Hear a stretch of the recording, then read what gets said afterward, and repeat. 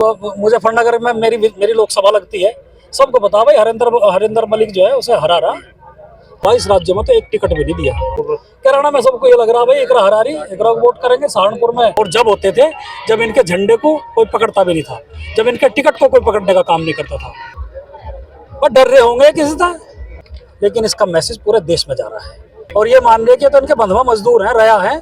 100% vote उस प्रत्याशी को दी जाएगी जो बीजेपी को हराने का कार्य करेगा। कतरी बड़े बड़े वृक्ष को ढाने के लिए अपना बलिदान देना पड़ेगा हमें। हमारे महापुरुषों की जातियां बदल रहे हैं, नहीं इससे तो मजबूत होंगे। और चाहे किसी भी बिरादरी का हो, चाहे वो किसी जाति का हो, चाहे किसी भी धर्म का हो, हम बीजेपी को बिल्कुल वोट नहीं देंगे। और ये बीजेपी पार्टी नहीं रही कि जो भारतीय जनता पार्टी को हराएगा। गुंजाइश कोई नहीं रही। अब तो कोई मना ना आवे तो ज्यादा सही है, नहीं खाम कहीं प्रधानमंत्री न बन जाए आगे आने वाले टाइम में, इसलिए डर रहे हैं कि इन्हें हटाओ। इन्हें 25 बड़े घोटालेबाज वे बीजेपी में चले गए मोदी वॉशिंग पाउडर में धुलने के बाद में। आप सभी को नमस्कार। हम ननौता में हैं जहां पर क्षत्रिय स्वाभिमान महाकुंभ हुआ है। महाकुंभ खत्म हो चुका है, फैसले लिए जा चुके हैं। हमारे साथ राजपूत समाज के काफी लोग हैं, वरिष्ठ नेता हैं, राजपूत उत्थान समिति के अध्यक्ष हैं अजय सोम जी भी हैं, और हम उनसे बात करेंगे कि आखिर इतनी नाराजगी भाजपा से क्यों है। क्या कारण है कि भाजपा के खिलाफ सीधा फैसला लेना पड़ा? देखो, भाजपा के खिलाफ तो हमें अपने अस्तित्व को बचाने के लिए जाना पड़ा।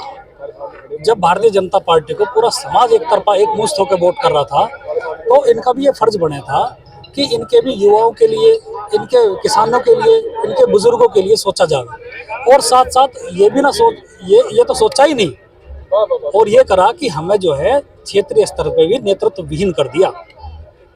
हमें लेके पूरे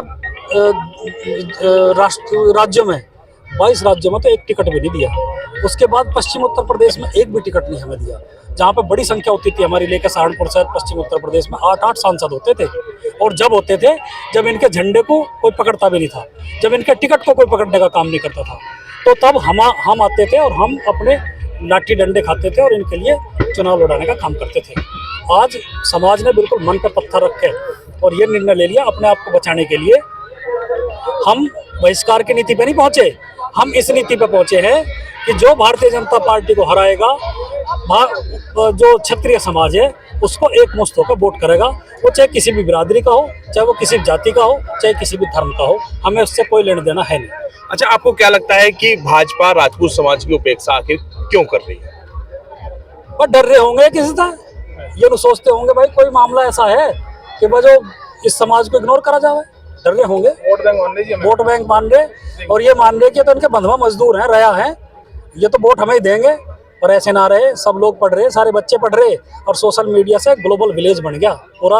उसकी बात कर रहे विश्व की, हम तो देश की बात करें, हमारा देश भी ग्लोबल विलेज बन गया। सब देख रहे एक दूसरे को, और देखने के बाद सब विरोध कर रहे हैं। तो ये कितनी सीटों पर आपका विरोध रहेगा? पूरे उत्तर प्रदेश में रहेगा? उत्तर प्रदेश से बाहर भी आप जाएंगे? क्या रूपरेखा रहेगी? देखो, हो तो ये उत्तर प्रदेश में रहा है, लेकिन इसका मैसेज पूरे देश में जा रहा है। और पूरे देश में जाने का आप ये देख लो कि गुजरात में भी हो रहा है विरोध, छत्तीसगढ़ में भी हो रहा है, हरियाणा में भी हो रहा है, राजस्थान में भी हो रहा है, और उत्तर प्रदेश के हर जिले में हो रहा है। आप जाकर देख लो, सब वीडियो आ रही हैं। तो इसका तो प्रभाव पूरे देश पर पड़ने वाला है। ये कैसे पता लगाएंगे कि कौन भारतीय जनता पार्टी को हरा रहा है, कौन सा प्रत्याशी हरा रहा है? कहीं चूक ना हो जाए कोई? नहीं, सबको पता है, सबको ये पता है कि सबने बना रखे आंकड़े, इस पे इतनी मिलकर ये वोट है। अब जैसे कि मुजफ्फरनगर में मेरी लोकसभा लगती है, सबको पता भाई हरिंदर मलिक जो है उसे हरा रहा, तो सब वोट करेंगे, सब लोग कर रहे हैं। ठीक है। और कैराना और सहारनपुर? कैराना में सबको ये लग रहा भाई एकरा हरा रही, एकरा को वोट करेंगे। सहारनपुर का मुझे ज्यादा पता नहीं। हाँ, कैराना लोकसभा सीट पे आप ही के समाज से बसपा से प्रत्याशी भी हैं, उनके बारे में भी सोचेंगे? कोई दिक्कत नहीं, बड़े वृक्ष को ढाने के लिए अपना बलिदान देना पड़ेगा हमें। बलिदान देंगे। क्या दिल में कितनी चोट ऐसी क्या लग गई, क्या चीजें चुभ गई जो भाजपा से इतनी नाराज? बहुत सारी चोट है, हिस्सेदारी का मामला भी है, और तमाम तरह की जो इतिहास वितरण योजना चला रखी है भारतीय जनता पार्टी ने। हमारे महापुरुषों की जातियां बदल रहे हैं। दूसरी बात यह कि जो इनके प्रतिनिधि पहले रहे हैं चाहे संजीव बालियान हो, चाहे जो भी कुछ हो, इन लोगों ने बड़ा अपमानित करने का काम किया है। और अब इन्हें योगी को दिखा के पूरे समाज की जड़ इन्होंने काटने का काम कर दिया। जब जड़ी खत्म हो जाएगी तो हम ऊपर का क्या करेंगे? तो अब समाज ने संकल्प कर लिया है और दृढ़ संकल्प है, भारतीय जनता पार्टी को 100% वोट उस प्रत्याशी को दी जाएगी जो बीजेपी को हराने का कार्य करेगा। जहां जहां राजपूत समाज की उपस्थिति है वहीं पे सबका मन यही है। आज जो आसपास की 3-4 लोकसभाएं हैं, चाहे मेरठ हो, चाहे मुजफ्फरनगर हो, चाहे कैराना हो, चाहे गाजियाबाद हो, चाहे आपका नोएडा हो, वहाँ पे यही रहेगा। बिल्कुल वहाँ पे अच्छी खासी हमारी उपस्थिति है। बीजेपी इस बार हार का मुंह देखेगी। भाजपा राजपूत समाज भाजपा का एक तरह से बहिष्कार कर देगा, उसे हराने के लिए वोट करेगा। क्या आपको नहीं लगता कि इससे योगी आदित्यनाथ जी भाजपा में कमजोर होंगे? नहीं, इससे तो मजबूत होंगे। और देखिए योगी जी का है क्या, उनको जातिवादी बताया जाता है, लेकिन वो संत हैं और संत की कोई जाति नहीं होती। योगी जी अपने क्या है, अपनी काबिलियत से वहाँ पे है। ऐसा नहीं है योगी जी पे प्रभाव पड़ेगा, ऐसा गलत है। बल्कि अगर सीटें हारते हैं तो योगी जी के पक्ष में जाएगा निर्णय, कि वो उनको लगेगा कि समाज अगर नाराज है तो शायद योगी जी मना पाए। 19 तारीख से पहले पीछे हटने की कोई गुंजाइश भी छोड़ी गई है क्या? देखो, गुंजाइश अगर छूटती तो यहाँ कसम नहीं खावे थे। गुंजाइश कोई नहीं रही। अब तो कोई मनान ना आवे तो ज्यादा सही है, नहीं खाम खाई बेइज्जत होकर जाएगा। क्या अब तक कोई मनान आया था जितने दिन से आप घूम रहे हैं? नहीं, कोशिश भी नहीं कर रहे। इन्हें बताया ना, इनको लोगों को लगता था कि बंधुआ हैं, ये 2-4 दिन शोर मचाएंगे, रुक के मचाएंगे और फिर लौट के वहीं आएंगे। लेकिन इस बार ऐसा नहीं है।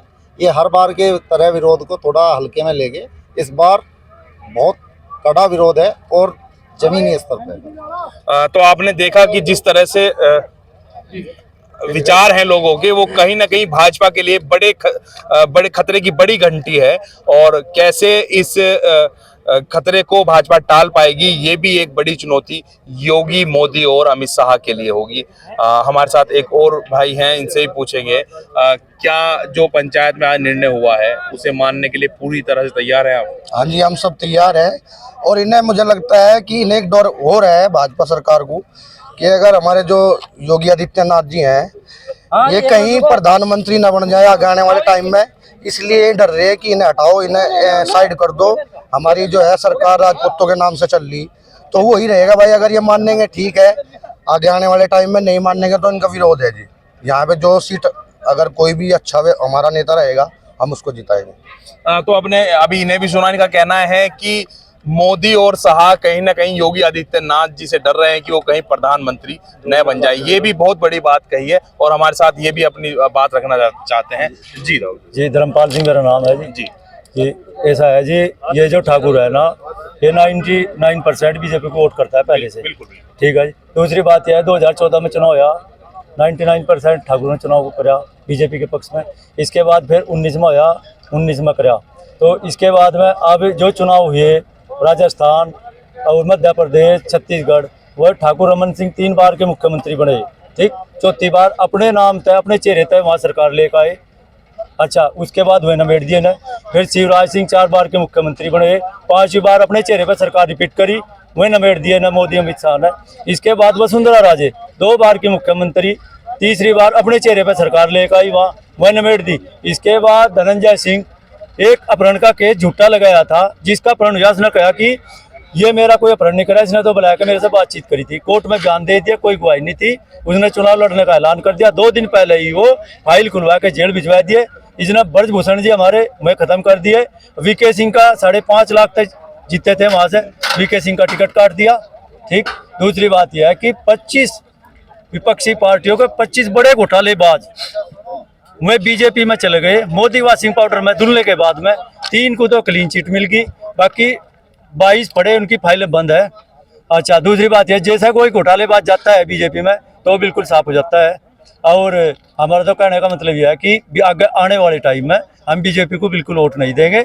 और ये बीजेपी पार्टी नहीं रही, ये मोदी पे नाम अमित शाह पार्टी होगी। अब आने वाला टाइम जो है ना, ये नितिन गडकरी का और योगी आदित्यनाथ का है। इनके हाथ में नेतृत्व होना चाहिए।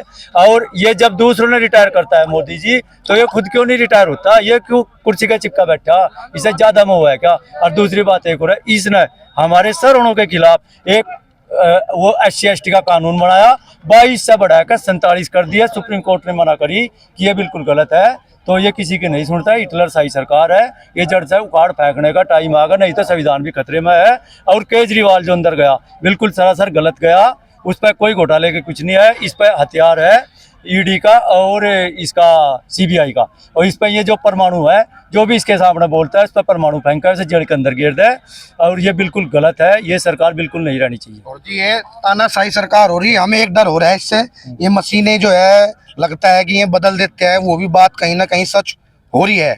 हम जितनी वोट डालते हैं उतनी वोटों का हमें पता नहीं लगता कि बाकी वोट कहाँ गई। उसमें मशीनों में बताओ जी क्या अंतर है। ये जो मशीनें हैं इनकी जो वोटिंग होती है, तो ये 15%, 10%, 20% उसे बंधवा देते हैं। क्योंकि कारण क्या है, क्योंकि जो चुनाव आयोग है तो मोदी अमित शाह है, सुप्रीम कोर्ट है मोदी अमित शाह है, ठीक है ना, राष्ट्रपति है मोदी अमित शाह है। देश के अंदर बचा ही कुछ नहीं, बस दो ही है, मोदी और अमित शाह। ये कुछ ही कर लो जो इनके सामने बोल लेगा। अमित शाह ने तो ठेका ले रखा है, जिस भी जहाँ कहीं भी सरकार होगी और वहीं उखड़ पकड़ करेगा और पैसे देगा, सरकार गिरा देगा, किसी की भी सरकार हो। तो आपने देखा कितना आक्रोश है भाजपा के खिलाफ या मोदी शाह के खिलाफ, और कहीं ना कहीं ये आक्रोश अगर वोटों में तब्दील होता है तो भाजपा को भारी नुकसान भी उठाना पड़ सकता है। आप हमारे साथ जुड़े रहिए, हमारे चैनल को सब्सक्राइब कीजिए। आपका बहुत बहुत धन्यवाद।